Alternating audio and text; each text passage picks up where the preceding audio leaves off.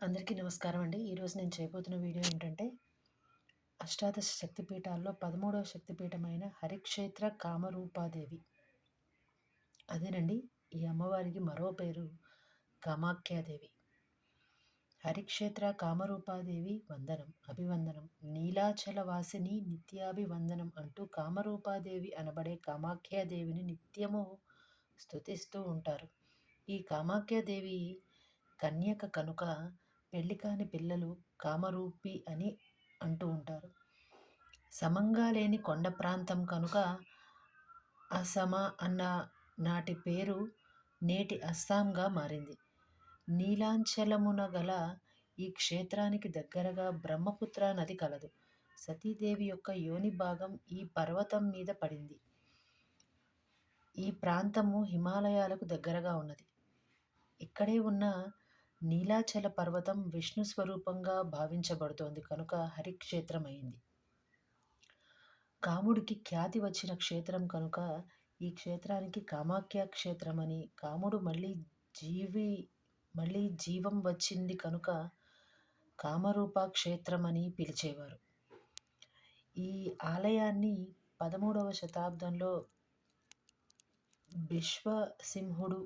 శివసింహుడు అనే రాజయువకులు అడవిలో తప్పిపోయిన తమ సైన్యం గురించి వెతుకుతూ నీలాచల పర్వతం చేరి అక్కడ ఒక జ్వాల, ఆ పక్కన ఒక ముసలమ్మ కనిపించగా తమ దాహం తీర్చమని అడిగారు.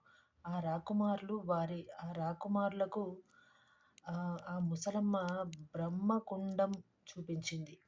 ఆ బ్రహ్మకుండంలో నీరు తాగి సేద తీరిన రాకుమారులు అవ్వా ఈ జ్వాల ఏమిటి అని అడిగారు. నీవు ఒంటరిగా ఎందుకు ఉన్నావని అడగగా, అది కామరూప క్షేత్రమని, కూలిపోయిన గుడి పునర్నిర్మిస్తే మీ కోరిక తీరుతుందని ఆ ముసలమ్మ తెలుపగా, బంగారు గుడి కట్టించలేం కానీ శక్తి కొలది ఇటుకల మధ్యలో బంగారు రేకులను పెట్టి కట్టిస్తామని, ఆ అమ్మను క్షమించమని, అనుగ్రహించమని, తమ కోరిక తీర్చమని ఆ రాకుమారులు కోరుకుంటారు.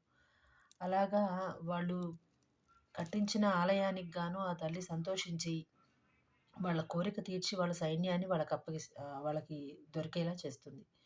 తర్వాత మళ్ళీ కాలాంతరంలో 16వ శతాబ్దంలో ఆ ఆలయం శిథిలమైపోయినప్పుడు నరనారాయణుడు చిల్లారై అనే రాజసోదరులు మళ్ళీ ఆ ఆలయాన్ని కట్టించడానికి వాళ్ళు పూనుకుంటారు.